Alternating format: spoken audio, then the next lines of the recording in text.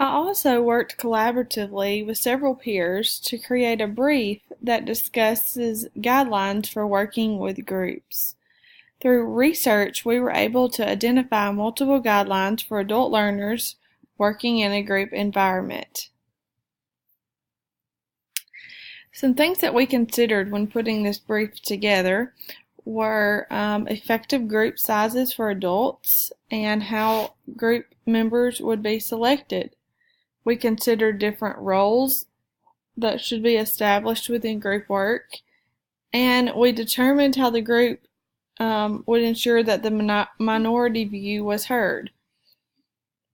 We also determined project deadlines, and we provided steps for planning a project.